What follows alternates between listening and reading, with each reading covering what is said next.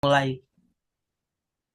Oke, selamat pagi Nada, Ivana Kristiana Dohong, Pagi Bapak.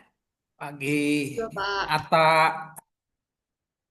pagi Ivana, Pagi. pagi Raisa, Almada, Almada Tunisa, Adek Kurniawan, Ata Reliana, Febri, Bapak. Dea, Pagi Reza. Bapak. Pagi Bapak. Pagi Bapak. Kita mulai aja ya. Saya nggak bisa sebut satu-satu. Coba lihat bukunya, kan bisa dibuka ya. Hari ini kita berbicara gender. Ada kan bahannya kan? Gender itu bab 9, tapi sebetulnya saya udah ngasih kuliah pertemuan udah berapa kali ya. Di luar yang di luar yang apa namanya? Di luar yang online barangkali udah paling enggak udah 12 kali kali ya. Bener nggak sih Zauza? Saya berapa kali waktu itu di Banjar ngasih sempet ya? Tiga Tiga, kali. tiga Tiga. kali Pak. Jadi 12 kali sebetulnya. Tapi oke lah. Kita hari ini bicara gender. Ya, kalau bicara gender, bahasa Indonesia kebetulan mengambil alih kata gender. Apa bedanya gender dengan seks? Itu kan. Kalau seks itu apa namanya? Klasifikasi manusia berdasarkan organ-organ tubuh dia. Jadi lebih biologis sifatnya, ya. Kalau seks. Kalau gender itu, jadi tentu kalau, oh mohon maaf ya kalau nanti bicara ini, kalau kamu baca bab ini, banyak sekali yang bikin kamu nggak comfortable ya. Tapi kan nggak masalah ya kita membicarakannya secara ilmiah ya. Jadi kan semua juga udah dewasa. Jadi kita membicarakannya secara ilmiah, kamu udah mahasiswa semua, jadi nanti banyak hal yang agak seringkali agak susah kita terima berdasarkan kebudayaan kita. Jadi saya ulang lagi, gender adalah klasifikasi manusia berdasarkan pembedaan jenis kelamin yang sifatnya biologis, terutama organ-organ biologis yang membedakan ah, ada laki-laki dan ada perempuan. Tentu saja kalau laki-laki alat vitalnya beda dengan perempuan. Perempuan ada alat vital untuk produksi, sedangkan artinya melahirkan anak, sedangkan lelaki tidak. Perempuan punya alat vital, dadanya mengandung susu untuk apa namanya, untuk memberi makan bayi yang dilahirkannya juga sebetulnya pada saat di rahimnya juga sudah diberi makan, sedangkan laki-laki tidak punya itu, ya, tidak punya alat reproduksi. Jadi ya, nggak mungkin laki-laki bisa melahirkan anak itu nggak mungkin. Jadi itu sifatnya biologis, ya, sifatnya biologis, sedangkan gender itu pembagian manusia ke dalam yang kita sebut laki dan perempuan, tapi sebetulnya sifatnya bukan biologis. Sifatnya lebih kebudayaan, ya. Misalnya nanti dalam kebudayaan tertentu ada gender ketiga misalnya dianggap bukan laki-laki, bukan perempuan.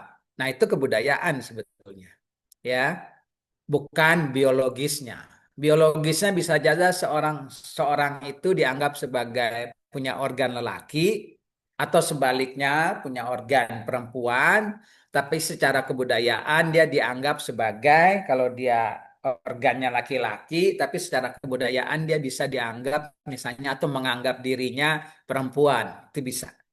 Jadi jelas ya bedanya gender dengan seks ya. Reliana jelas nggak bedanya? Jelas Pak. Nadia? Jelas banget Pak. Jelas, jelas banget ya. Zauza, Zauza, saya cukup jelas nggak Zauza? Oke, Jelas jelas. Bapak. Masih, masih. Nah, sekarang kita lanjutkan.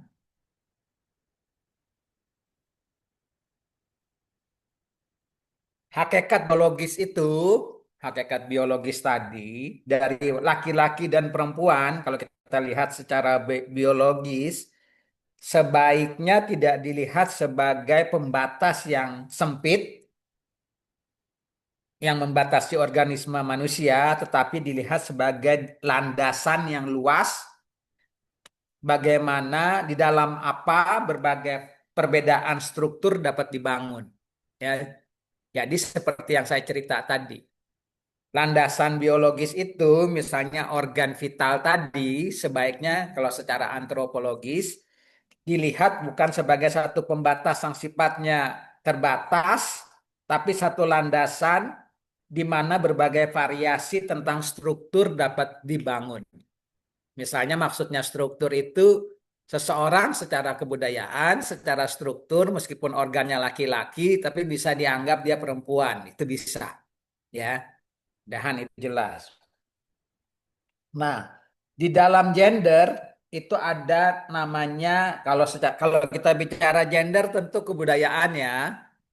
Kalau bicara gender kebudayaan secara kalau kita bicara peranan gender, jadi itu kebudayaan sifatnya, peranan yang disematkan kebudayaan terhadap jenis kelamin atau gender itu berkaitan dengan tugas-tugas dan aktivitas yang secara budaya disematkan kepada jenis kelamin.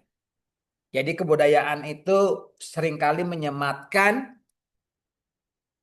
aktivitas terhadap jenis kelamin tertentu.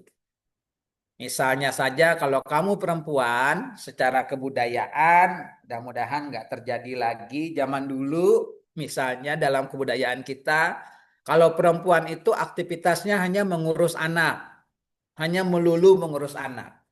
Hanya aktivitas atau tugasnya memasak di dapur. Jadi seolah-olah tugas dan aktivitas dan kewajiban perempuan itu hanya urusan dapur dan rumah tangga. Jadi kalau nanti Febri mau kerja di kantor, nah itu bisa jadi kalau peranan gender role itu secara kebudayaan bilang nggak boleh Febri kerja di kantor. Nanti keluarganya bilang atau suaminya bilang, kamu tuh harus ngurus anak dan ngurusin makanan buat saya dan anak-anak saya. Gitu. Itu peranan yang disematkan secara kebudayaan kepada jenis kelamin tertentu. Dan itu disebut gender role, peranan gender. Paham ya? Nanti juga bisa lelaki secara kebudayaan tugasnya harus cari uang dan cari makan. Nanti kalau lelakinya tidak punya kemampuan itu dan ternyata istrinya yang lebih pintar cari uang dan cari makan berdagang di luar, maka yang laki-lakinya kemudian dia apa tuh? Biasanya zauja. Kalau kebudayaannya kayak gitu. Kalau laki-lakinya nggak cari uang, istrinya cari uang, secara kebudayaan seringkali kalau kebudayaannya beranggapan itu tidak boleh terjadi, seringkali apa? Seringkali ada stigma kan kepada laki-lakinya. Bener nggak? Ada stigma. Seringkali lelakinya terus diledek. Diledeknya macam-macam. Bahkan ada istilah yang nggak enak banget bisa dengernya. Tapi saya nggak nggak perlu menyebutkan kepanjangannya ya. Pernah dengar kata mokondo nggak? Nada pernah dengar kata mokondo nggak? Pernah kan? Pernah, Nah, pernah, itu Pak. itu artinya stereotip stereotip tentang gender. Kalau lelaki sebetulnya kerjaannya hanya ngurusin anak dan ngurusin rumah gitu. Barangkali di kebudayaan tertentu memang ada yang kayak gitu, tapi kebudayaan kita nggak menerima itu. Bisa gitu ya? Benar nggak?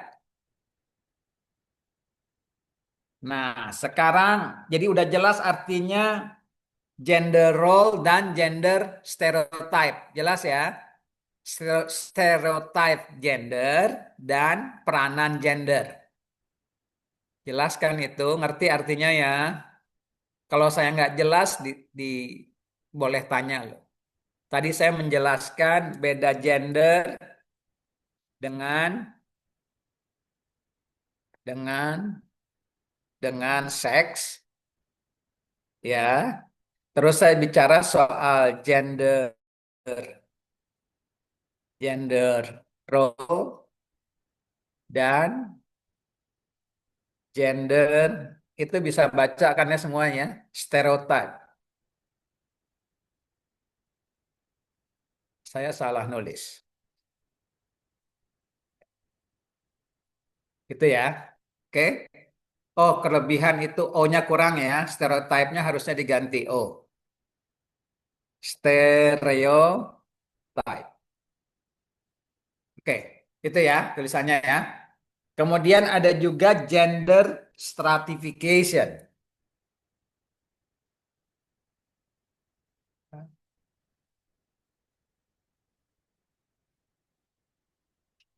Stratification,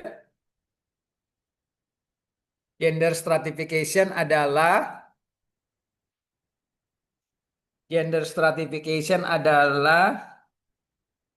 pembagian atau distribusi yang tidak rata, tidak sama, berkenaan dengan ganjaran-ganjaran. Tahu kan artinya ganjaran ya? Ganjaran itu imbalan-imbalan, bisa sosial sifatnya berkaitan dengan sumber daya alam atau resources, kekuasaan, prestise, hak-hak manusia, dan kebebasan manusia di antara laki-laki dan perempuan. Jadi ada distribusi yang tidak merata seringkali. Distribusi yang tidak merata berkaitan dengan ganjaran-ganjaran atau imbalan di antara laki dan perempuan. Dalam kebudayaan tertentu, misalnya, Zauza bisa aja jadi manajer di satu perusahaan, misalnya apa ya? Zauza mau masuk apa ya? Mau kerja di mana Zauza? Nanti kalau udah kuliah selesai mau kerja di mana? Nggak tahu, Pak. Ya, masa nggak tahu? Coba, oh itu saya salah sebut ya gender, salah salah tulis ya gender stratification ya. Pakai misalnya mau kerja di mana? Misalnya aja, Zauza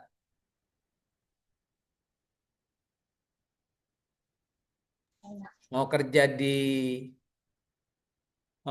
mana? BUMN misalnya, aja BUMN. Anggaplah mau masuk Pertamina gitu. Nah, Zauza masuk Pertamina, jabatannya manajer, gitu kan? Terus Rapi juga manajer, sama-sama manajer nih. Bidangnya sama lagi. Raffi manajer SDM, Zauza juga manajer SDM.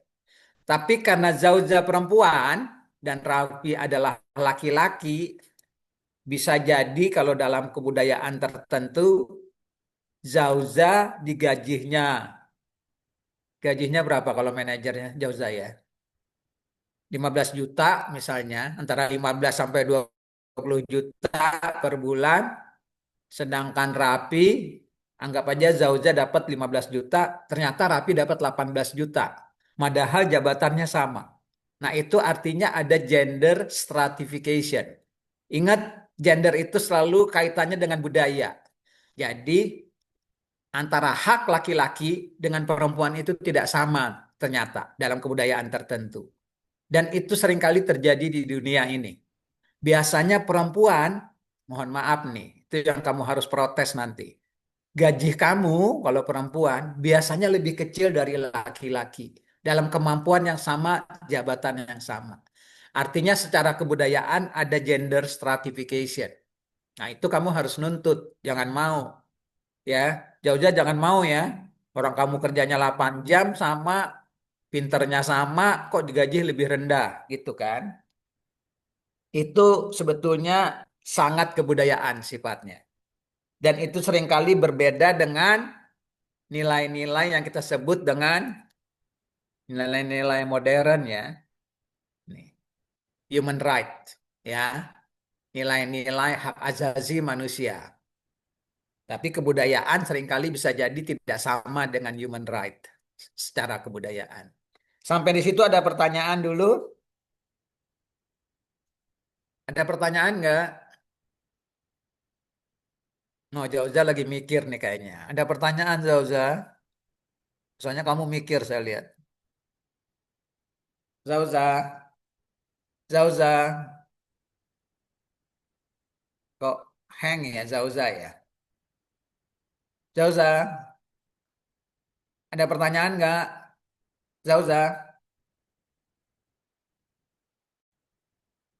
Tidak ada, Pak. jaringannya jelek ya? Hang tadi ya? Iya, jaringannya ini lelet, Pak. Alah. Ivana, ada pertanyaan nggak? Nggak kedengeran suara kamu, Nggak Ivana. ada, Bapak. Nggak ada. Rahman, Rahman, ada pertanyaan? Belum ada, Pak. Rahman, nggak ada. Belum. Belum. Ryan, Ryan, Belum, Bapak. Ryan, Belum, Bapak. nggak ada. Belum. Nadil, Nadil Anafis, Tidak ada, Pak. tidak ada. Oke. Selanjutkan, jadi saya bilang tadi seringkali ada gender role yang berbeda-beda ya, yang sangat berbeda-beda karena kebudayaan menentukan seperti itu. Jadi dalam masyarakat manusia seringkali pekerjaan yang agak berat, biasanya membutuhkan tenaga banyak, seringkali diberikan kepada laki-laki. Jadi kalau misalnya kerjaan menyangkul sawah gitu, kalau kamu masyarakat petani, biasanya diberikan kepada secara gender, itu kerjaan diberikan kepada laki-laki. Tapi kalau menanam padinya, menanam benih padi, diberikan kepada perempuan. Dan banyak keseragaman atau keserupaan berkenaan dengan hal itu di dunia, di berbagai kebudayaan dunia. Tapi ingat, itu sifatnya general, bukan universal ya. Kalau dalam pelajaran sebelumnya itu bukan universal, tapi kesamaan-kesamaan itu sifatnya berlaku umum. Ya, seringkali karena biologis seperti itu, maka itu berlaku umum, meskipun tidak harus bersifat general. Karena dalam kebudayaan tertentu ternyata ada pekerjaan yang mengandalkan tenaga, ternyata diberikan kepada perempuan. Kalau dalam kebudayaan kita, apa kira-kira yang pekerjaannya berat tapi diberikan kepada perempuan? Kebudayaan mana? Ada yang suka perhatiin nggak? Kalau di Indonesia.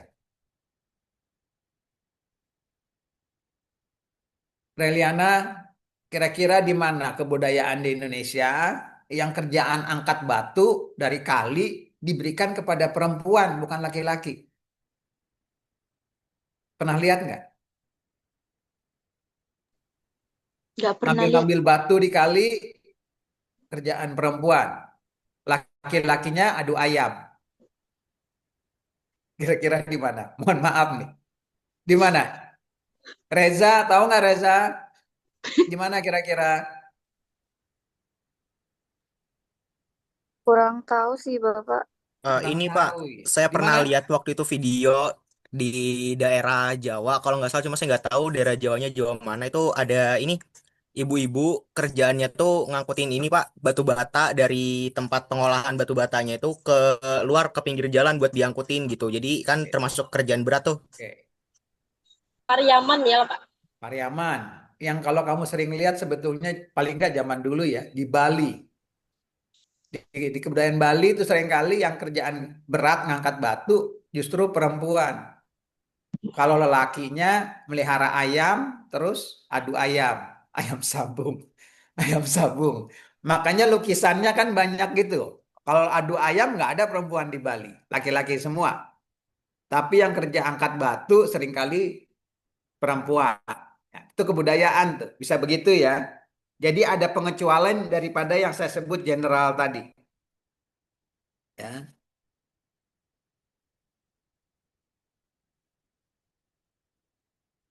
Oke, ada pertanyaan nggak sampai di situ? Kalau nggak ada, saya lanjutkan. Bagaimana sih biasanya? Ingat perhatikan kata saya biasanya Gender itu terjadi dalam masyarakat pramu dan buru, forager ya. Ya. Jadi ingat kalau antropologi itu kalau berbicara sesuatu, misalnya bicara gender, itu selalu dihubungkan korelasinya dengan ekonomi. Kalau kita bicara sesuatu hal itu dikorelasikan ke berbagai hal. Ke ekonomi, politik, dan bahkan biologi. Itu ya, itu antropologi. Antropologi itu maunya apa yang dipelajari itu sifatnya holistik. Jadi holistik memahami manusia sebagai manusia, menjadi manusia itu bagaimana manusia sebagai makhluk biologis, manusia sebagai makhluk budaya, manusia sebagai makhluk sosial. Karena itu dia maunya mempelajari soal gender saja, dihubungkan ke politik, dihubungkan ke biologi, dihubungkan ke ekonomi, dan lain sebagainya. Itu namanya dikorelasikan ke berbagai hal lain. Supaya pemahaman dia sifatnya holistik. Paham ya? Mudahan jelas. Mengingatkan kamu bab-bab awal. Antropologi itu cirinya cross-cultural perspektif dan holistik. Itu kan? Nadil, ingat nggak Nadil? Antropologi itu bagaimana menjadi manusia itu harus dilihat secara budaya, secara biologis, secara sosial, politik, dan lain sebagainya. Ingat ya, bab-bab awal. Nadia ingat nggak? Ingat Bapak. Ingat. Saya tadi ngelihat siapa ya? Aulia Salsabila, ingat nggak? Ingat Bapak. Ingat. Nah, sekarang kalau kita lihat masyarakat forager, kalau bicara pramu dan pemburu, itu aspek apa sebetulnya ya? Kalau kamu di antara yang saya sebutkan tadi, pramu dan pemburu, itu aspek ekonomi kah, aspek politik kah, atau aspek apa? Paling enggak dia masuk aspek kemana? Forager itu sistem mata pencarian hidup, betul? Halo? Respon saya dong, biar saya agak dua arah Betul online Bapak. record. Apa? Betul Bapak. Ekonomi. Ekonomi. Ya. Ekonomi, Pak. Oke, itu kan sebetulnya aspek ekonomi, tapi dihubungkan ke urusan gender, ya. Sekarang kita melihat kaitan ekonomi dengan gender. Bahkan nanti kita hubungkan kalau yang minggu lalu hubungkan dengan sistem politik, betul kan? Sistem ekonomi, forager dihubungkan ke dalam sistem politik. Kita bicara kemarin itu big man, segala macam, ingat ya? Big man, chiefdom, tribe, band, kemudian state gitu kan? Nah, sekarang kita bicara gender dihubungkan dengan ekonomi. Gender dalam masyarakat forager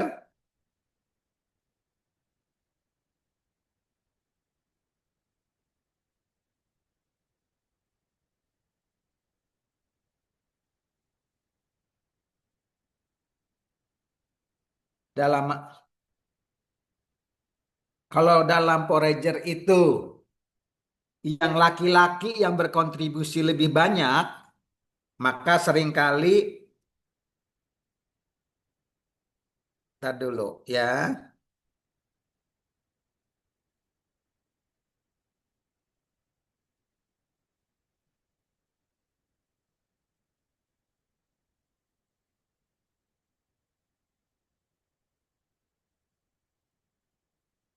Kalau dalam masyarakat forager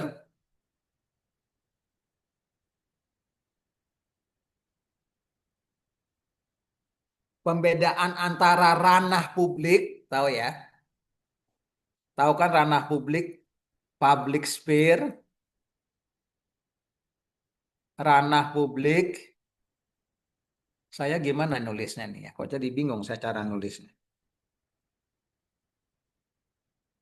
Gimana tulisannya sphere? Oke. Antara ranah publik dengan ranah domestik, kalau dalam masyarakat forager, ranah publik dengan ranah domestik itu sifatnya equal. Equal itu artinya dianggap rata. Meskipun bisa jadi laki-laki disuruh kerjanya di daerah yang sifatnya lebih apa? Lebih berat, misalnya berburu, sedangkan meramunya memungut-mungut memungut-mungut hasil hutan seperti buah buah apa? Memungut hasil hutan seperti buah durian atau bahkan memungut ketela, memungut ubi adalah tugas peranannya peranan wanita, tapi pembeda antara ranah publik dengan ranah domestik itu tetap dianggap setara. Tidak ada yang dianggap lebih tinggi. Paham maksud saya ya? Dalam masyarakat Forager biasanya begitu.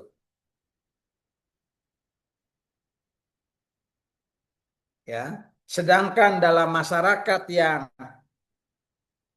horticultural itu, kamu tahu kan horticultural ya? Kalau forager ini kan belum ada produksi ya. Ingat minggu lalu ya, kita hanya memungut atau mengambil.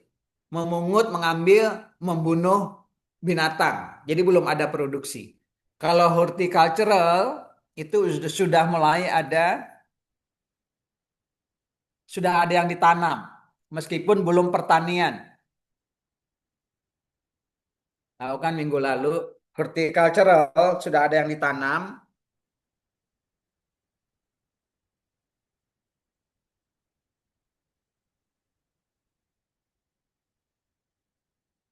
Biasanya sangat tergantung juga masyarakat horticultural itu masuk ke dalam patrilineal atau matrilineal. Tahu nggak artinya ini? Matrilineal atau patrilineal. Nih. Oh salah, saya ketulisan patrilinealnya salah ya.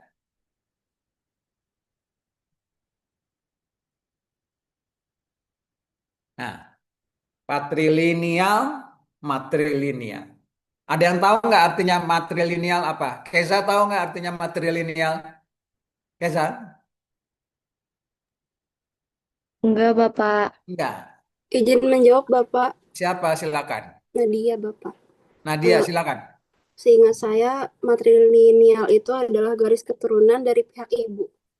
Nah, betul. Itu masyarakat di Indonesia kira-kira di mana? Kebanyakan patrilineal, tapi ada juga beberapa suku yang matrilineal, Bapak. Oke, jadi kalau di Padang itu atau masyarakat di Padang, Minangkabau itu biasanya matrilineal, ya. Jadi kalau matrilineal biasanya keturunan kalau misalnya nih siapa ya? Misalnya Muhammad Faisal, misalnya aja. Di orang Padang, Febri orang Padang. Misalnya ya.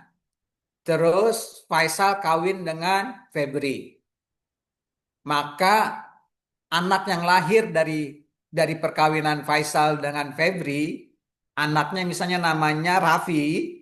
Raffi itu dianggap keturunannya dihitung dari garisnya Febri. Jadi kalau Febri punya warga namanya apa? Kalau orang Padang warganya apa ya? Marganya misalnya ya. Anggaplah marganya Febri ini Caniago. Nah, kalau Faisal punya anak Raffi, maka marganya Raffi adalah Raffi Caniago.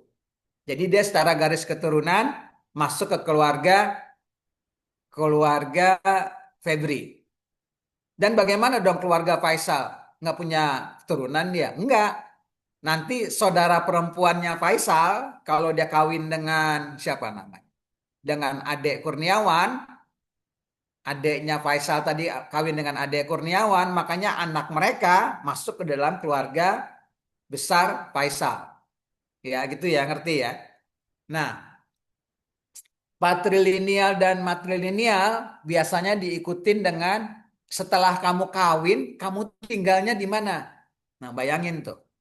Kalau nanti Faisal kawin dengan Febri, biasanya kalau di Padang, mohon maaf ya, yang ngebayar siapa yang bayar mas kawin? Siapa kira-kira Zauza? Orang tua perempuan ya Bapak. Iya, jadi seolah-olah Faisal dibeli. Dia dibayar mas kawinnya dibayar oleh keluarga Febri. Jadi kemudian anaknya juga jadi hak keluarga Febri dari hubungan perkawinan itu. Nah, kalau Febri itu kalau kawin dengan kalau Faisal kawin dengan Febri, Faisal tinggalnya di keluarga besar Febri. Bayangkan kalau rumah itu rumah gadang, tahu rumah gadang ya? Rumah yang panjang itu, atau kalau di Dayak itu rumah longhouse, rumah panjang. Nah, Faisal itu harus harus tinggal di rumah panjang keluarga luas Febri. Kira-kira yang punya punya apa tadi? Gender stratification lebih tinggi yang mana? Ini saya tanya aja nih. Secara logika, berkenaan dengan imbalan hak-hak yang lebih banyak kira-kira siapa? Si Febri. Febri kah atau si Faisal kah?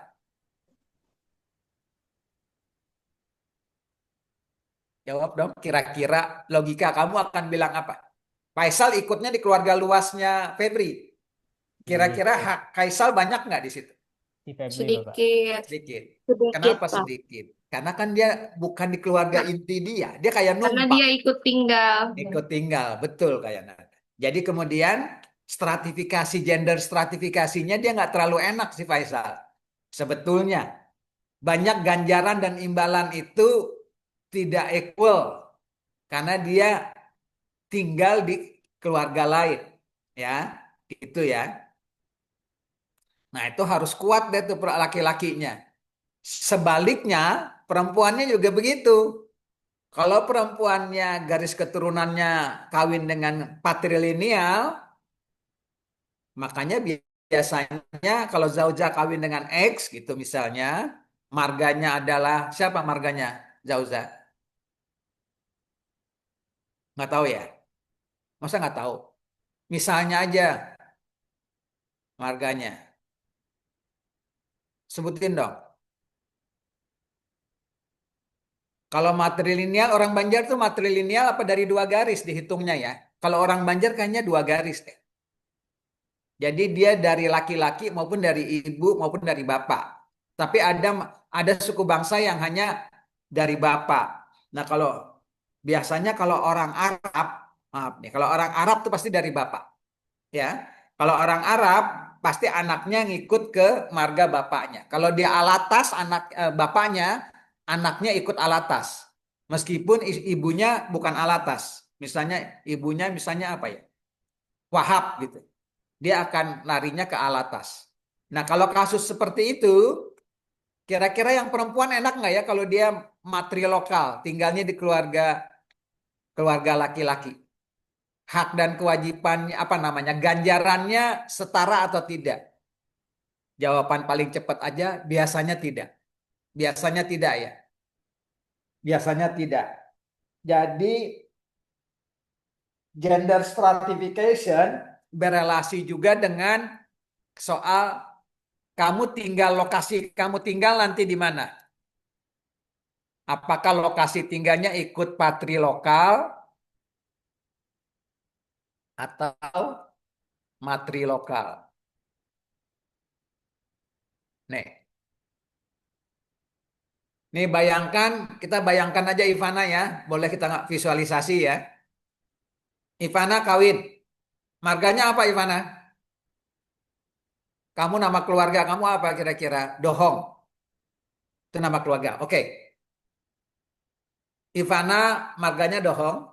Kemudian menganut prinsip keturunan matrilineal. Kebetulan kawin dengan Raffi.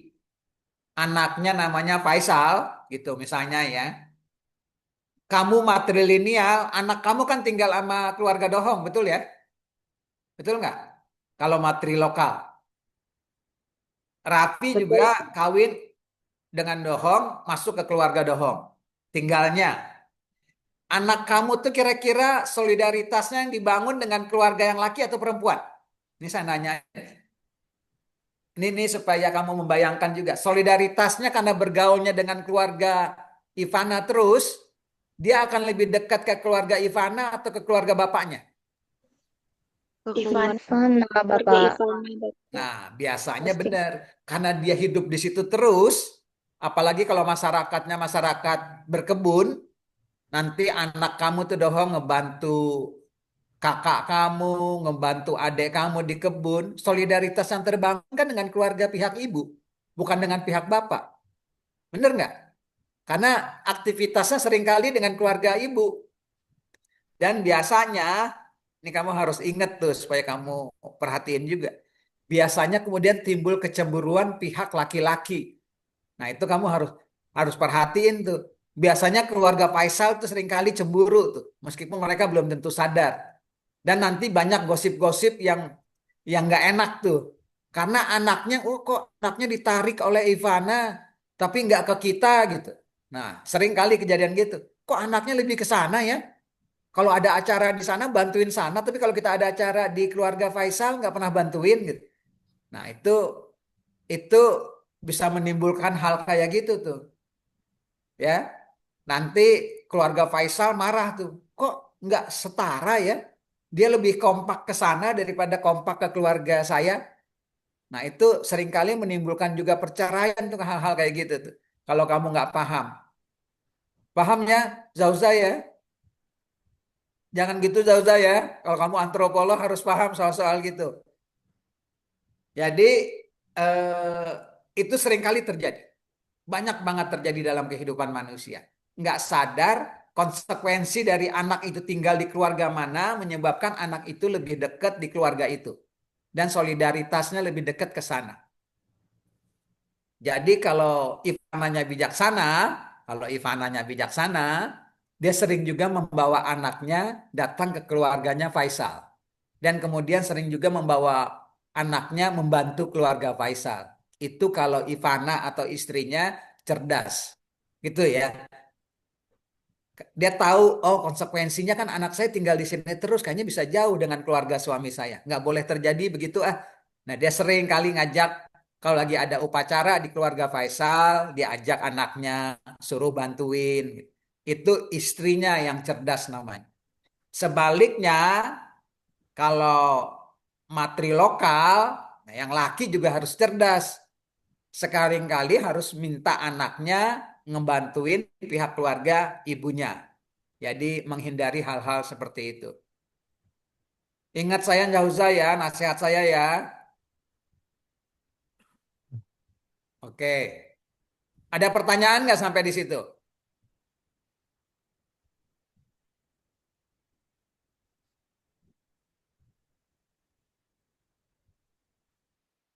Ada pertanyaan nggak?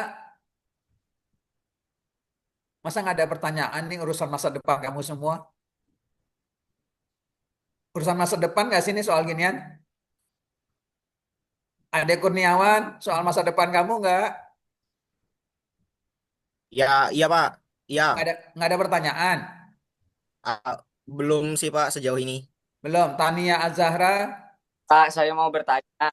silakan. Siapa? Pak, Atta Dida mau bertanya. Ya silakan Ata. Atta, Ya silakan. kan kan keluarga saya ini semuanya orang Jawa loh, Pak. Ya.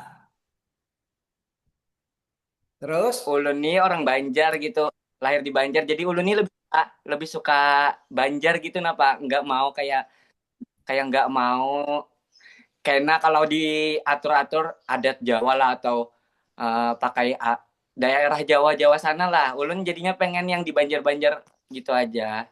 Ya terus Kayak pertanyaannya.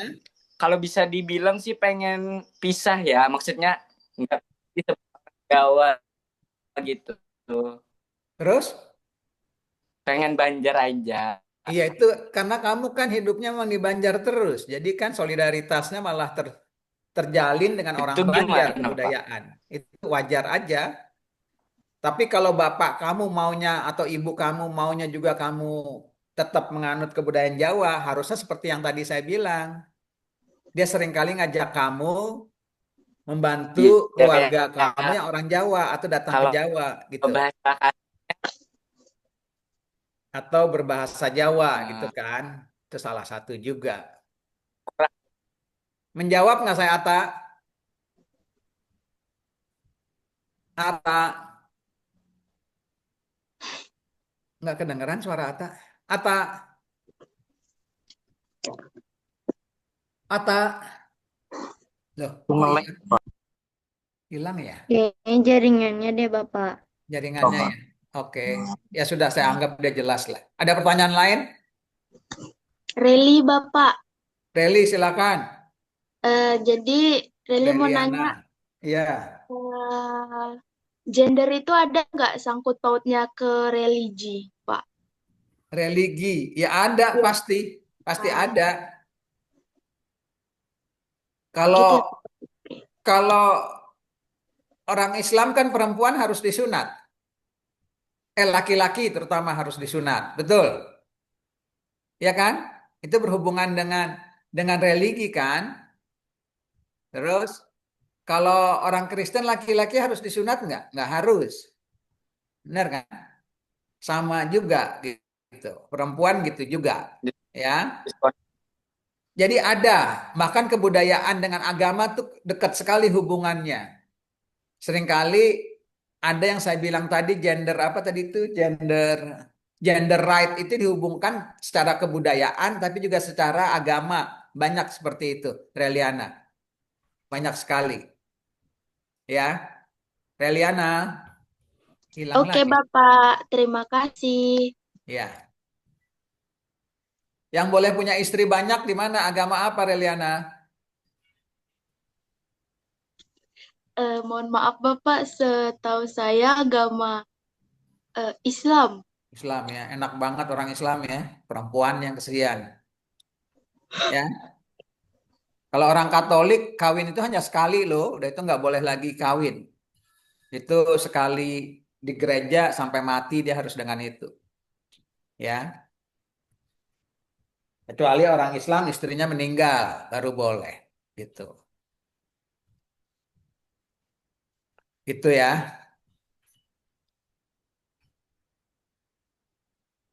Ada pertanyaan lain?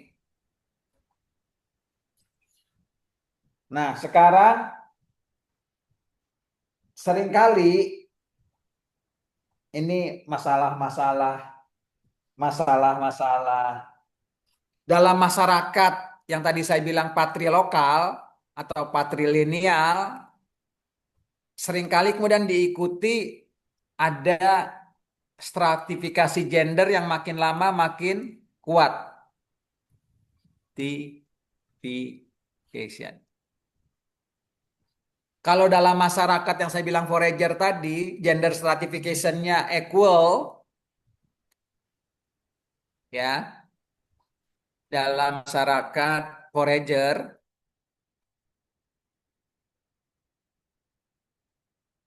kok saya tulisannya ngaco nih. Kamu kalau saya bicara dengar ya, kadang-kadang saya tulisannya salah. Itu equal maksud saya ya.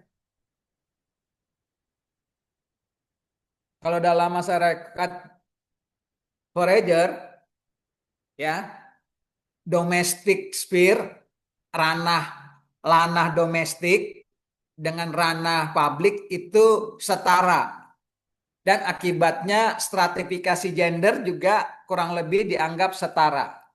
Ya. Tapi kalau mulai ada setara, ada ngaco deh. Nih, stratifikasi gender juga setara. Tapi kemudian ketika ada masyarakat yang saya cerita tadi, masyarakat patrilineal,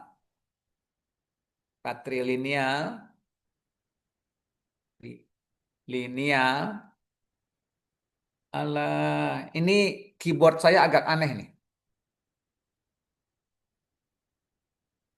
Terus diikutin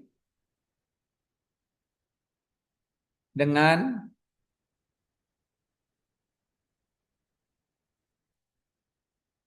patri,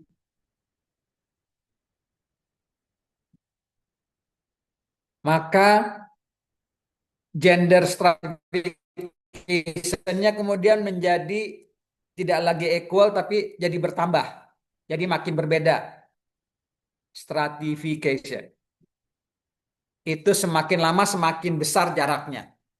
Jadi tadi saya cerita, kamu ingat kan yang tadi ya, dalam masyarakat matrilineal tentu kelompok laki lebih banyak ganjaran yang diterima daripada kelompok perempuan. Ya. Kalau masyarakatnya matrilineal, kebalikannya. Yang kelompok perempuan lebih banyak imbalan yang didapat secara gender daripada yang lelaki. Saya jelas di situ ya? Maksud saya jelas nggak nih? Tania, saya jelas nggak maksudnya? Jelas, Bapak. Jelas ya? Ya, tadi kan saya udah ceritakan kenapa itu makin berbeda ganjarannya.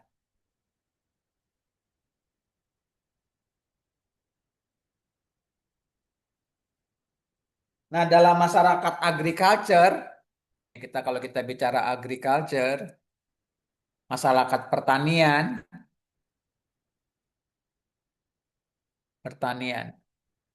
Biasanya organisasi sosialnya semakin kompleks karena urusan ekonominya juga semakin kompleks. Organisasi sosial yang dibutuhkan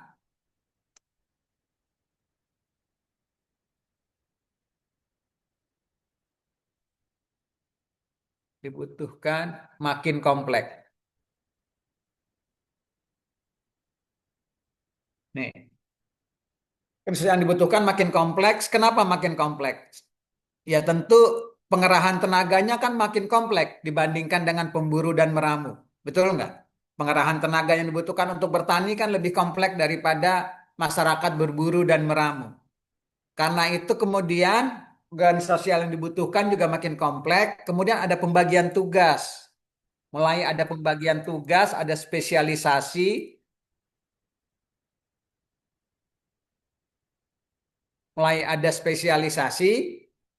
ada pembagian tugas, dan ini juga menyebabkan gender stratification makin berbeda, tidak lagi setara. Ya, yang orang yang dianggap memiliki spesialisasi dianggap paling penting, maka dia akan dianggap lebih ganjaran lebih banyak. Ya, kalau masyarakat pertanian, misalnya ada urusan apa? Pembagian irigasi apa namanya? Pembagian air karena ada bendungan air, kemudian ada pembagian air irigasi dan seringkali terjadi keributan dengan masyarakat petani lainnya karena merasa pembagian airnya tidak merata, maka dalam kasus seperti itu biasanya dalam situasi kompleks seringkali konflik ada peperangan perang antar kampung.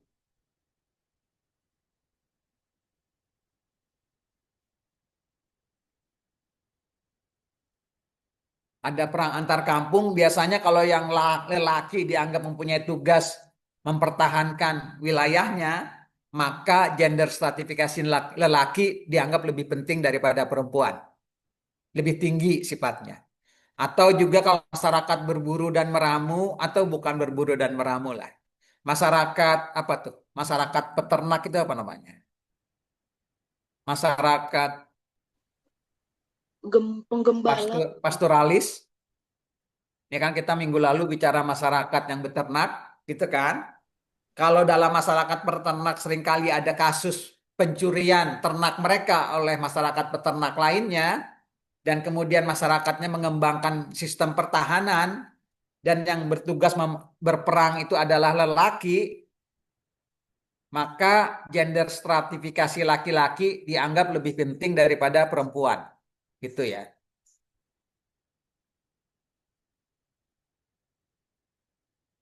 Bisa nggak yang berperang mempertahankan wilayah itu perempuan? Bisa nggak?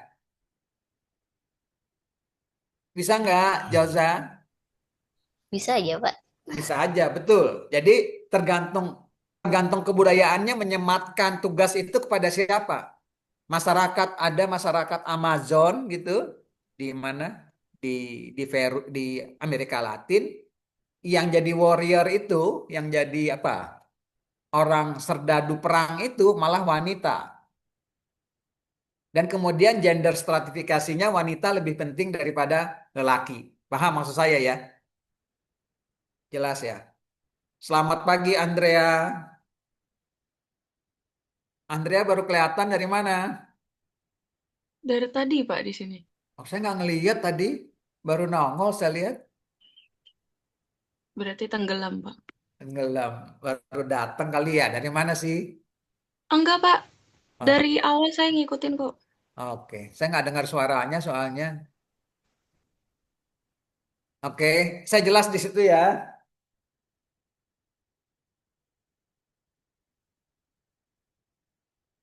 Nah, kekerasan itu gimana sih bisa terjadi dalam urusan gender atau rumah tangga? Kira-kira gimana? Kekerasan. Kira-kira secara prinsip umumnya aja kira-kira terjadi kenapa? Kekerasan berkaitan dengan gender, terutama berkaitan dengan suami dan istri, itu seringkali bisa terjadi kira-kira kenapa? Secara prinsip umum saja. Karena Kalau Beda pendapat ya, Ekonomi, Mbak. Pak. Berbeda Ekonomi ya. pendapat. Oke. selingkuh, Bapak. Rasa paling Tapi kalau berdasarkan yang kita bicarakan tadi, rupanya kamu tinggal di mana itu, lokasi kamu setelah kawin, itu berpengaruh. Jadi matrilineal atau patrilineal itu berpengaruh. Kalau kamu misalnya Zauza kawin dengan seseorang, kebetulan dia menganut paham patrilokal, artinya kan Zauja dijauhkan dari keluarga dia, betul nggak? Kemudian tinggal di keluarga suaminya. Zauja akan terlindungi nggak oleh keluarganya kira-kira? Enggak. Hah? Secara logika aja, terlindungi nggak? Enggak, Pak. Enggak, karena saudara kamu, kakak kamu, adik kamu, ibu kamu, bapak kamu tidak bisa lagi ngelihat kamu, nggak bisa lagi nggak mengawasi kamu. Kamu udah tinggal di ke keluarga laki-laki. Jadi seringkali kekerasan terjadi karena kasus seperti itu. Kamu dijauhkan dari keluarga kamu dan kemudian kamu tinggal di keluarga lain. Itu rentan kekerasan terjadi.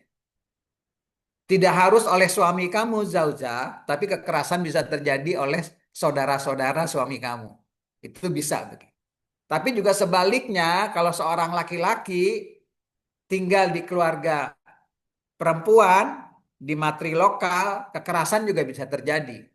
Karena suami kamu jauh dari saudara dan orang tuanya. Sehingga dia kemudian perlindungannya menjadi berkurang. Paham ya? Nah, sekarang itu kan seringkali masyarakat modern nggak mau lagi kawin, tinggal sama orang tuanya, mau nggak?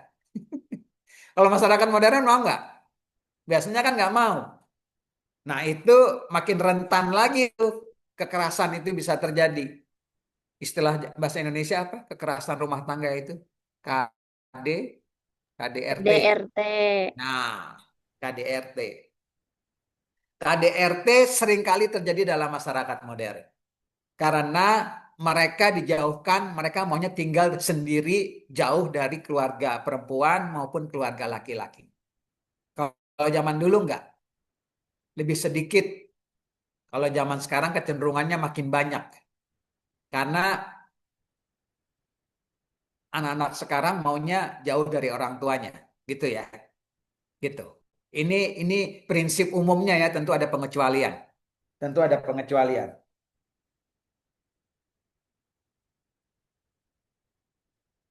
Dalam masyarakat industrialis, ini kita kalau bicara masyarakat industrialis, sebelum saya lanjut ke industrialis, ada pertanyaan nggak? Nggak usah ada pertanyaan nggak? Kayaknya mau nanya sesuatu soalnya. Gak ada, Pak. Bener. Iya. Oke, sekarang saya yang lain ada pertanyaan nggak? Nur Farida, Afril, saya nggak pernah dengar suara Afril. Afril, Tidak ada, Pak. bener. Ya, Saya jelas semua. sudah jelas, Pak. Jelas. Dalam masyarakat industrialis itu terjadi pergeseran macam-macam ya. Kalau lagi masyarakat itu, misalnya ya, ini ceritanya banyak di sini. Soal gender dan masyarakat industrialis itu. Banyak sekali ceritanya. Kalau lagi masyarakat industrialis misalnya apa ya? Misalnya masyarakat industri, kemudian dari masyarakat industri mengembangkan, dia harus bisa mendapatkan apa tuh? Mendapatkan tempat jadi pasar, tempat mereka melempar hasil-hasil produksi dia, melempar hasil produksi dia ke luar negeri. Kan kalau masyarakat industrialis kan hasilnya banyak produksinya. Kemudian harus dapat pasar kan dia kan. Pasarnya itu kemudian dilempar ke luar negeri. Gitu kan. Kemudian bisa terjadi adalah apa? Eh, masyarakat industrialis juga mengembangkan industri apa? Senjata. Senjata laku kalau apa sih? Kalau industri senjata tuh laku kalau banyak apa? Nadia Nur Kasih, kalau masyarakatnya menghasilkan senjata, senjatanya akan laku kalau banyak apa? Kalau Nadia, lagi Banyak Banyak perangnya, Bapak. banyak perang. banyak Kalau perang. lagi Oke, Banyak musuh. banyak musuh atau perang, sehingga orang banyak butuh butuh senjata, gitu kan? Kalau perang biasanya dikirim ke perang laki-laki atau perempuan? Biasanya. Laki-laki. Oke. Laki-laki. Terus kebutuhan dalam negeri perlu ada tenaga kerja nggak? Perlu. Perlu. Nah, dapat tenaga kerja kalau laki-lakinya banyak pergi dari mana kebanyakan tenaga kerjanya? Perempuan. Perempuan. karyawan. Pada saat itu perempuan dikasih tempat untuk kerja. Banyak kerjaan lowongan kerja untuk perempuan pada saat itu. Itu yang terjadi dalam masyarakat barat di Amerika terutama. Banyak kerjaan lowongan kerja untuk perempuan. Kemudian begitu perang selesai, laki-lakinya kembali, biasanya apa yang terjadi? Kesian Perempuan diberhentikan. perempuan diberhentikan atau perempuan kalau ada yang mau cari kerja, gajinya lebih rendah dari lelaki. Nggak adil banget ya hidup ya. Adil nggak sih kalau kayak gitu tuh? Tidak. Tidak, Pak. Nah itu yang terjadi di Amerika tuh. Begitu perang selesai, gaji perempuan itu nggak setara dengan laki-laki. Makan banyak perempuan disuruh, malah ada ini yang nih, mulai timbul seperti ini saya bilang tadi. Gender, stereotype. Perempuan itu tempatnya harus di rumah aja, nggak boleh di luar rumah. Berkembang itu gender stereotype seperti itu. Ya. Kemudian baru tahun 1960-an atau 70-an di Amerika baru emansipasi perempuan itu muncul gerakan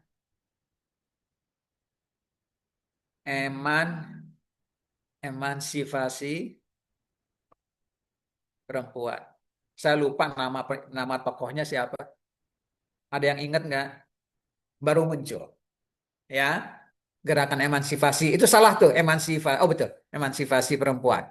Ya, menuntut bahwa hak perempuan sama, nggak boleh dibedakan dengan laki-laki, gitu. Ya, bahkan mereka bilang perempuan dan laki-laki harus sama. Kemudian perempuan sampai boleh kerja jadi tentara. Tentara perempuan wanita yang pertama siapa kalau di foto sih? Saya lupa. Siapa? Di foto ini siapa ya perempuan pertama jadi tentara itu? Ada nggak? Bantu saya dong. Halaman berapa yang perempuan pertama jadi tentara? Nah ini gambar pertama tuh.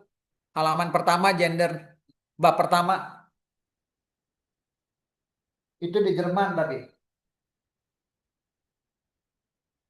Gambar perempuan yang pertama kali jadi tentara. Ingat nggak dulu filmnya Demi Moore? Kamu ingat nggak?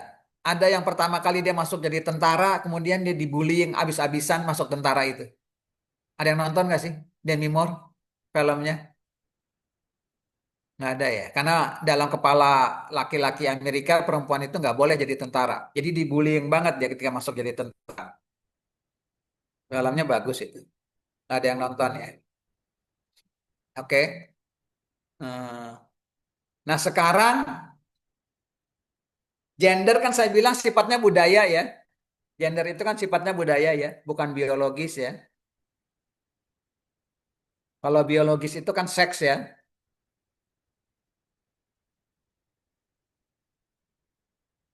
Kalau biologis seks. Nah, ada kasus di Brazil. Kamu lihat nggak tuh halaman berapa tuh kasus di Brazil itu?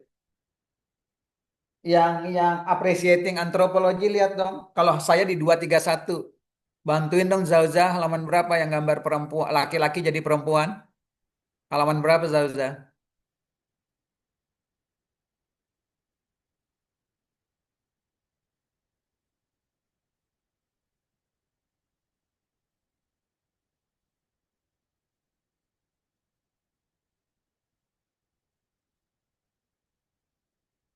Seratus sembilan puluh itu Kak, Pak. 190 ya? Masa sih? Betul, yang gender itu ya? Bukannya 200-an, halaman 200-an yang soal gender. Yang ini, Zauza, lihat nggak Zauza? Ini, Zauza lihat ke, ini yang gambarnya ini. Iya Pak, iya Pak. Bentar. Yang namanya Roberta Close, Roberta Close, jadi selebritis di Brazil.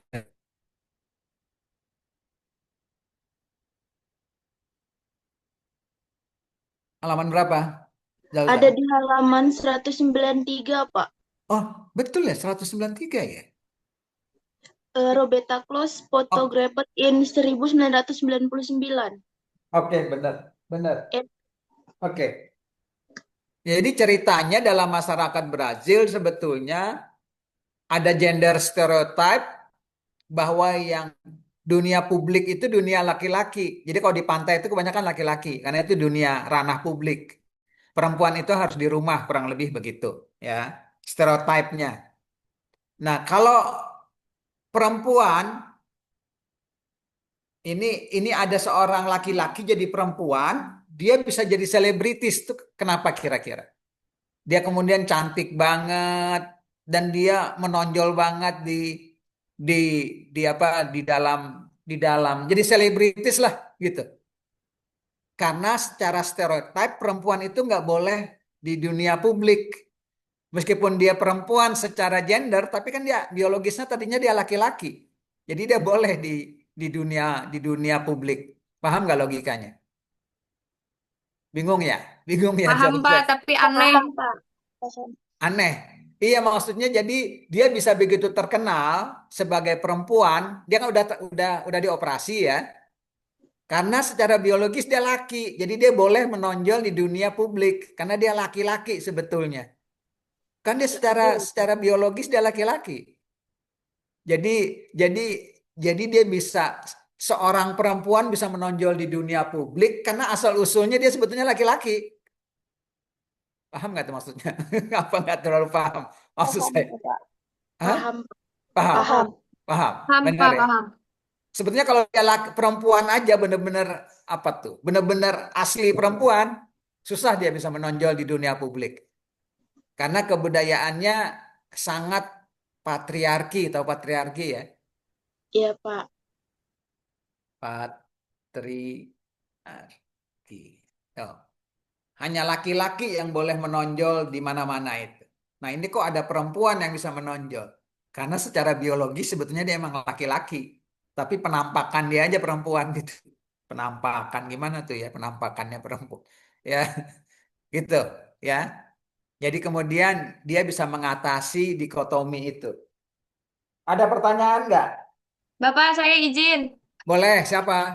Nada. Nada, Berarti silakan pada Nada. dasarnya permasalahan yang tadi, studi kasus yang tadi, pada intinya tuh pandangan terutamanya tuh pada biologis terlebih dahulu ya, baru ke gendernya. Iya, jadi di kepala masyarakat Brazil itu, oh dia perempuan bisa menonjol, tapi kan dia sebetulnya laki-laki, kayak gitu loh di kepalanya. Sebetulnya dia laki-laki, jadi kan nggak apa-apa, oke gitu menonjol di dunia publik.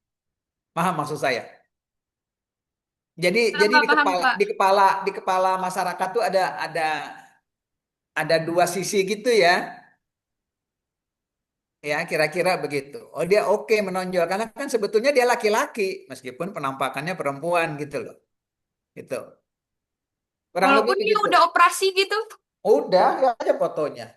berarti tetap yang dipandang adalah dasar dia dari awal biologisnya apa gitu. Ya, maksudnya rupanya di kepala orang Brazilnya ada bekerja dua kayak gitu, Nada. Oh, dia lumrah bisa menonjol di dunia publik karena kan dia sebetulnya laki-laki. Sebetulnya tanda kutip. Meskipun organ tubuh dia udah dioperasi semua jadi perempuan ya. Menarik Kayak ya, gitu. Pak. Menarik emang, menarik. Ya tentu kebudayaan yang menentukan kayak gitu. Ini saya mau cerita nih, tapi kamu nggak enak nanti dengernya ya. Tapi saya perlu cerita nggak? Yang bagian akhir itu, bab akhir itu. Cerita, Pak. Cerita, Cerita, tapi Pak. Apa? nggak comfortable ya, nggak apa-apa ya. Nggak Tapi apa-apa. saya ada Oh, wanti-wanti Pak. asal kamu tahu aja. Dalam masyarakat di Papua, terutama Papua New Guinea, ada yang masyarakat namanya masyarakat apa tuh? Etero. Coba lihat halaman-halaman belakang. Etore ya. Etoro, Pak. Etoro Etoro, Kaluri. Etoro. Nah, ini ceritanya unik banget nih kebudayaan. Tapi pasti bertentangan dengan kebudayaan kita. Anak kecil, ini ada Pak. Ini tadi pertanyaan Reliana sebetulnya ada hubungannya dengan agama nggak soal gender? Ada banget, Reliana. Iya, Pak. Dalam kepercayaan orang Etoro, sebetulnya seseorang itu dilahirkan bukan karena sperma bapaknya loh, bukan. Ini dalam kepercayaan dia. Tapi dari sperma leluhurnya. Jadi sperma, jadi bapaknya tuh tidak sperma. Kamu secara biologis kamu tahu nggak kamu jenis lahir jadi perempuan atau laki itu dari mana? Ini secara biologis, ilmu medical. Karena ayah Ayah, kenapa? ya, yang menentukannya.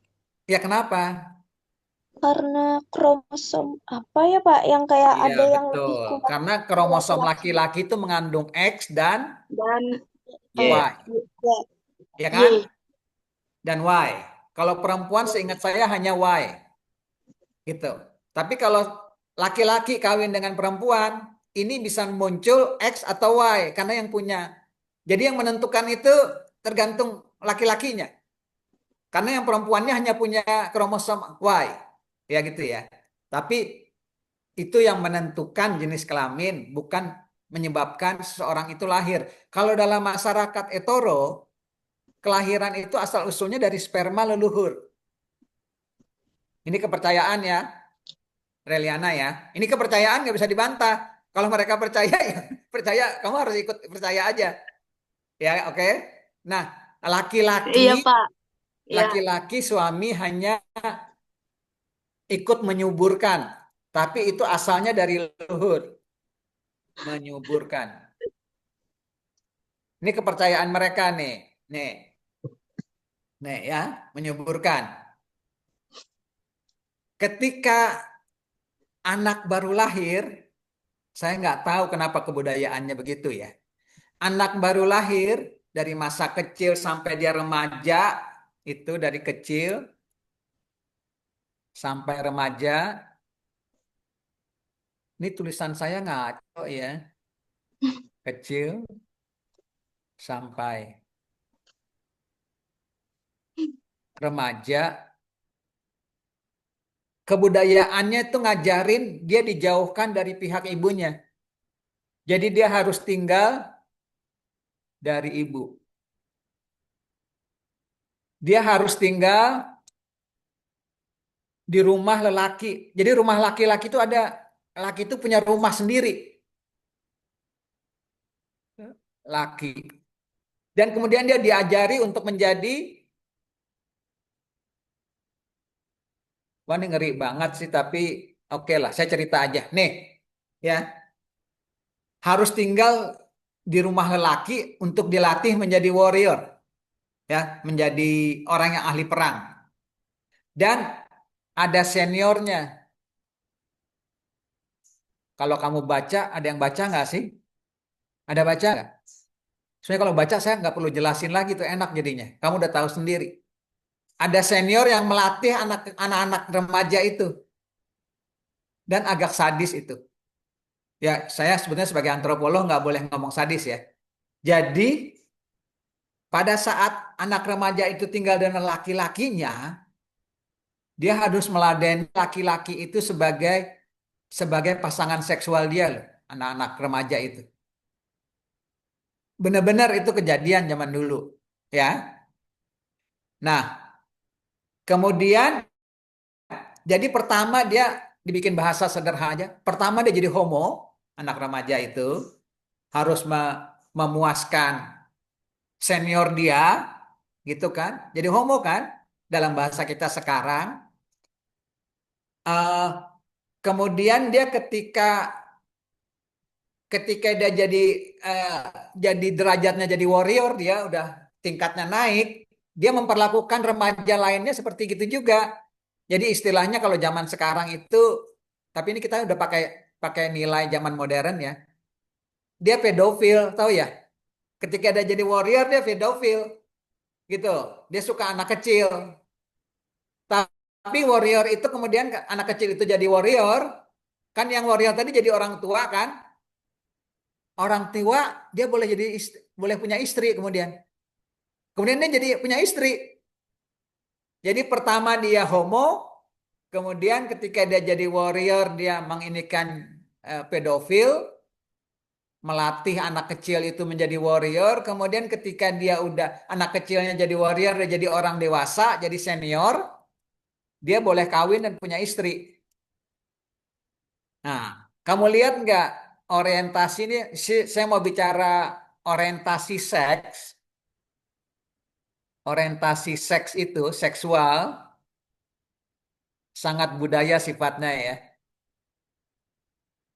sangat budaya sifatnya. Jadi buat kita itu orientasi kayak gitu kan aneh, tapi buat mereka nggak aneh. Secara kebudayaan mereka itu wajar. Tuh lihat jauh-jauh udah berkerut-kerut aja membayangkannya. Makanya saya bilang tadi nggak enak kan ngomonginnya, tapi itu kejadian dalam kebudayaan gitu, dalam kebudayaan yang ada dalam masyarakat dunia ini. Itu terjadi. Ngerti maksud saya, Reliana? Ngerti nggak maksud saya, Reliana? Reliana jawab dong. Iya, Bapak, ngerti. Membayangkannya aneh kan, nggak enak ngebayanginnya. Tapi kamu tahu Betul. nggak secara kebudayaan juga kalau di masyarakat apa ya? Saya lupa. Masyarakat Inuit ya. Masyarakat Inuit, masyarakat Inuit, Indian Inuit di Kanada dan di Amerika itu alamnya sangat kejam. Dinginnya luar biasa kalau mereka berburu binatang musim dingin itu banyak lelakinya banyak yang mati. Kalau lelakinya yang banyak yang mati, perempuannya lebih banyak dari lelaki, bukan? Enggak, perempuan kebanyakan. Perempuan makin banyak. Perempuannya banyak banget. Terus apa yang dikembangkan oleh kebudayaan dia? Beberapa anak perempuan kalau lahir itu dibunuh loh. Sadis kan? Oh, iya, tapi tentu soalnya kalau dia ada banyak terus perempuan, itu gimana ngatur ngatur kehidupannya ya? Lakinya dikit terus perempuannya banyak gitu. Makanya tentu ada persyaratannya, barangkali anak bayi perempuannya nggak terlalu sehat segala macam, tapi dibunuh untuk menjaga keseimbangan gitu, keseimbangan jumlah laki-laki dan perempuan. Geleng kepala Reliana ya, tapi itu kejadian Reliana. Maksud saya itu kejadian gitu loh, itu kejadian. Tentu kebudayaan kayak gitu kita harus sebagai antropolog juga kalau nggak baik itu kita harus berupaya supaya mereka merubah kebudayaannya ya, jangan kayak gitu ya. Itu tugas antropolog juga. Itu kan agak, tapi harus dari masyarakatnya yang ngerubah, bukan kita yang maksa. Nggak boleh Reliana mentang-mentang jadi gereja gitu terus maksa kebudayaan itu berubah, nggak boleh juga. Mereka yang keinginan mereka yang sadar gitu bahwa itu tidak baik. Karena biasanya yang dipraktekkan itu ada manfaatnya, ada fungsinya. Kenapa mereka memilih itu biasanya ada fungsinya. Meskipun fungsinya buat kita kok kayak gitu ya harus dibunuh supaya menjaga keseimbangan laki-laki dan perempuan. Keseimbangan laki dan perempuan. Dengan jumlah lelaki dan perempuan. Oke, ya. Kemudian kamu bisa bilang kok menjaga keseimbangannya harus begitu ya, caranya gitu. Benar nggak, Reliana? Benar, Pak. Benar. Jadi kalau kamu nanti dari gereja mau ngerubah mereka ya harus mereka yang sadar. Kamu cuma ngasih tahu aja. Seret, itu kan nggak benar ya, gini gini gini. Tapi yang menentukan merubah itu bukan kamu yang maksa. Mereka yang harus merubah. Iya, Kadang-kadang Pak. kita ngelihatnya kan hanya dari jauh. Fungsinya apa lebih detail mereka yang tahu. Mereka yang merasakan, mereka yang mengalami. Zauza, ada pertanyaan Zauza? Tidak ada, Pak. Tidak. Yang lain ada pertanyaan nggak? Bapak izin mau bertanya tentang yang suku Otero. Ini siapa yang nanya ya? Andrea ya? Andrea, Oke, Pak. Andrea. Silakan Andrea. Enggak sih, Pak. Cuman mau tanya kan kalau untuk yang di Kanada itu untuk Inuit. menyeimbangkan, ya, Inuit. untuk menyeimbangkan Jumlah laki-laki dan equality perempuan. gender di sana kan, Pak. Nah, tapi kalau untuk yang di suku Otero itu untuk apa, Pak? Kalau misalnya mereka yang Karena mereka anak harus dilatih menjadi warrior, menjadi apa tuh? Warrior. Orang yang apa ya? Yang di medan perang gitu. Dan yang bisa melakukan itu kan lelaki. Lelaki dan kebetulan celakanya dia bilang, celakanya wanita itu, ini maaf nih ya, wanita itu dianggap melemahkan vitalitas lelaki.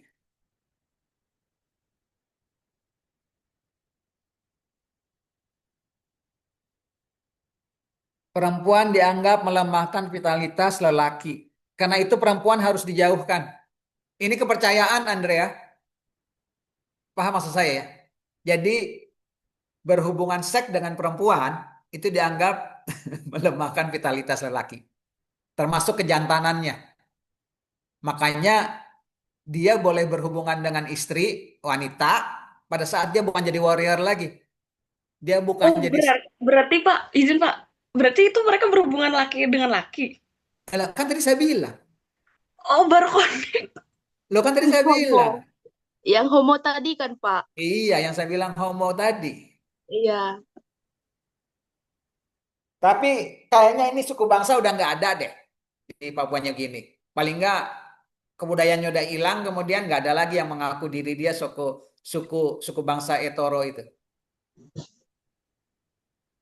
Lama-lama kali dia menghilangkan identitas dia, kemudian jadi hilang suku bangsa itu.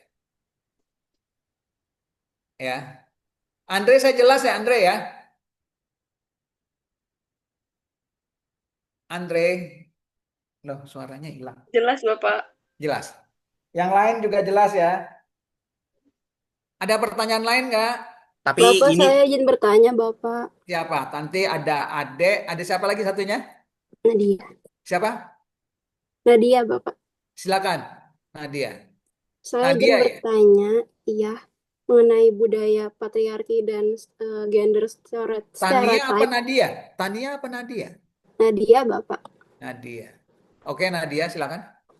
Saya ingin bertanya mengenai gender stereotype dan budaya patriarki, Bapak. Contohnya Iya. kayak yang Bapak sebutkan tadi, misalnya ada anggapan bahwa perempuan tidak boleh bekerja, perempuan harus mengurus suami dan anak di rumah saja.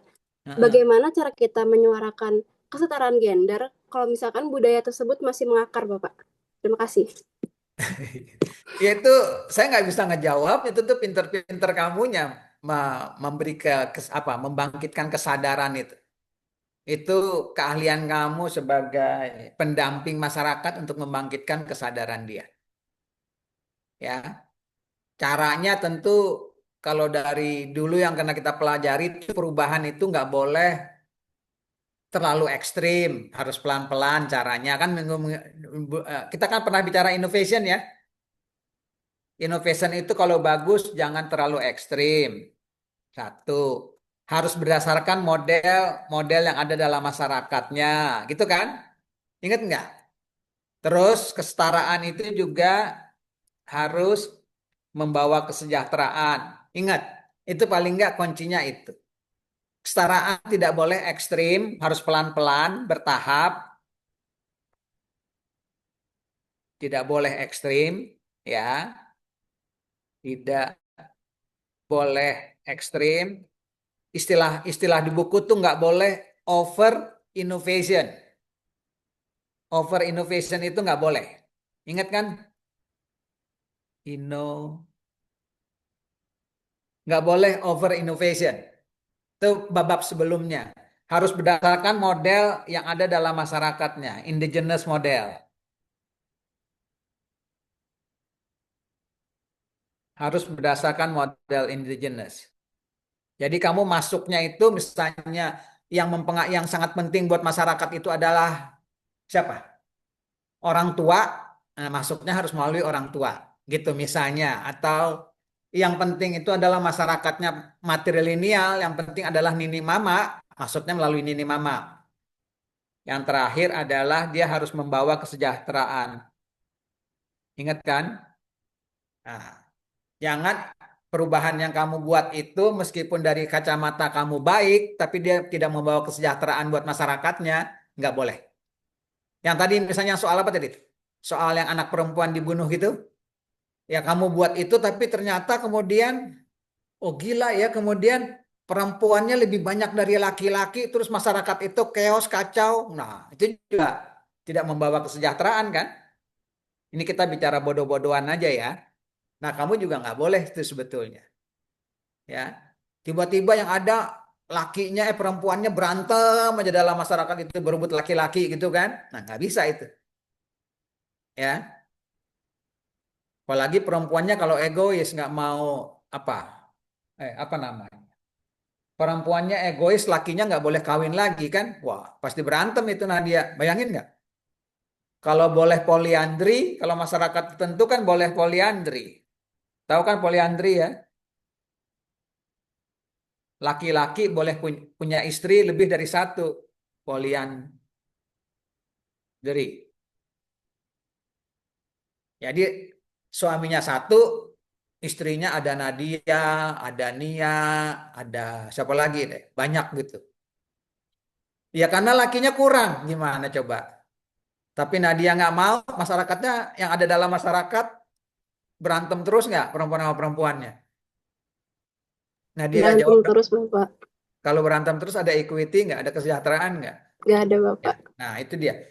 Reliana nih ngejawab, Reliana nggak tadi kasusnya Reliana? Mudahan ngejawab tuh. Reliana Menjawab Bapak.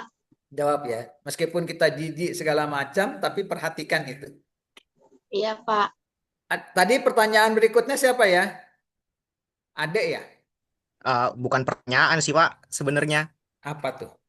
Mau ini aja nambahkan sedikit kasus dan cerita dari budaya sama sejarah yang saya tahu terkait sama Boleh. suku yang homoseksual tadi itu Pak. Ya. Jadi dulu di tahun kurang lebih 300-an sebelum Masehi itu ada ini Pak, ada satu pasukan elit dari era Romawi kuno. Itu mereka nggunain orang-orang homoseksual ini sebagai strategi perang Pak. Maksudnya? Jadi ada kurang lebih 150 pasangan gay waktu itu yang diturunin ke medan perang, Pak. Jadi mereka ngekspansi wilayah terus menangin perang besar tuh pakai pasukan ini, Pak. Jadi mereka beranggapan kalau orang-orang gay yang diturunin ke medan perang ini tuh bakal mati-matian gitu ngelindungin pasangan gaynya masing-masing, Pak. Jadi mereka itu bakalan lebih kuat gitu, Pak. Jadi ini salah satu strategi yang menurut saya unik gitu. Terus juga masih masuk sama pembahasan ini kan. Jadi ya menurut saya bagus gitu kan buat di sharing buat nambah-nambah Iya pengetahuan. betul. Tuh Jauza ketawa tuh, saya juga ikut ketawa sih. Cerita kamu emang iya benar. Boleh. Terima kasih Adek. Ada Iya, yang Pak. lain? Nggak ada ya? Kalau nggak ada saya sudahin, oke ya? Oke nggak? Karena saya mau ke rumah sakit. Oke Bapak. Iya, Pak. Terima kasih Oke, banyak Pak. ya. Bapak, terima Makasih, makasih Tetap sehat Bapak. terima Bapak. kasih Lancar Bapak. Bapak. Terima kasih. Bapak. Mudahan bermanfaat. Oke, Semoga saya Bapak lihat ya. lancar. Ya, Bye Aduh, Bapak. Pak. Hati-hati, Pak. iya, Lancar makasih. Pak operasinya. Ini Kak. Ya. Kok ketawa Reliana? Nih Reliana. Enggak Pak, Bapak lucu. Begini Oke. Pak. Bye. Udah ya, masih. Hai Bapak. Ya.